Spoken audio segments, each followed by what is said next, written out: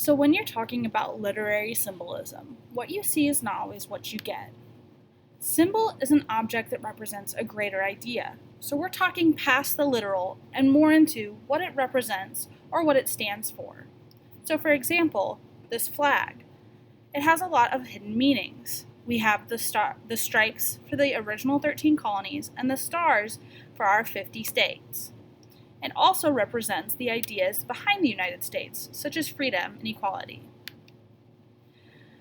Businesses often have symbols that represent their business. So for example, McDonald's has the golden arches, and Target has the Target symbol. We also have different groups that use symbols. Sporting groups, like the New York Yankees, or religious groups, like Judaism or Christianity. These symbols also represent the ideas behind these groups, especially in the case of religion. This pink ribbon represents a specific cause. For example, this one is breast cancer. There's different color ribbons for different kinds of cancers. It's meant to make you think of the cause and therefore be aware of it and donate to it. We also use colors a lot in literature to represent different moods. Blue could be sad or calm, red could be angry or passionate, yellow usually means happy or cheerful, and so on. Even though we view the same object, they could have different symbolic meanings. Symbolism is all about the explanation. So for example, if I ask what these clouds symbolize, this cloud is dark and stormy, and it makes you think of sad ideas or being upset. But this cloud has the light breaking out from it. It could be like hope coming through a dark time or something like that. There are really no wrong answers as long as you can clearly explain your ideas.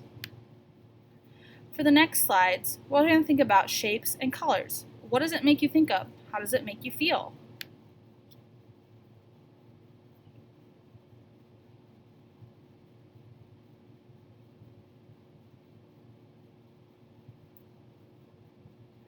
Again, we're thinking specifically about shapes and colors. To some people, this could be more positive.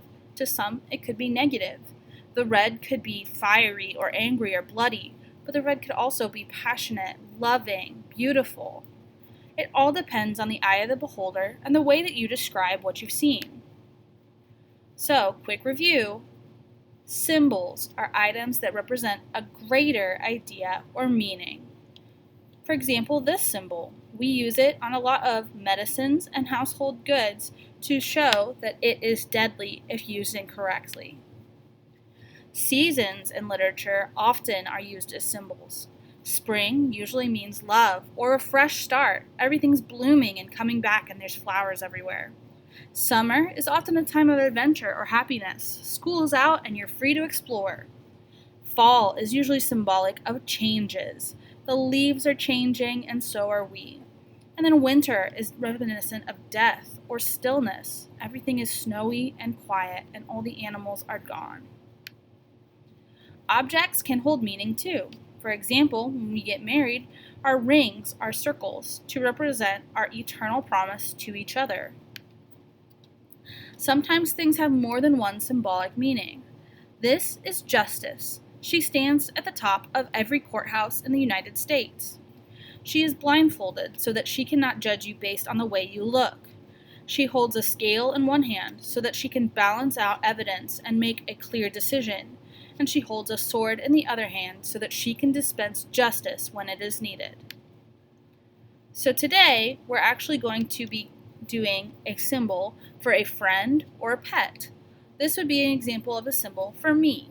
I made myself a heart because I'm a caring person. I have a rainbow because I'm creative, and I have a brain because I also am somewhat logical and like to think things through. I also put a little band-aid on the heart because I like to think that I'm healing from some past trauma. I have little arms on the heart because I like to welcome everybody with open arms and a smiling face. There will be more instructions to come on today's assignment.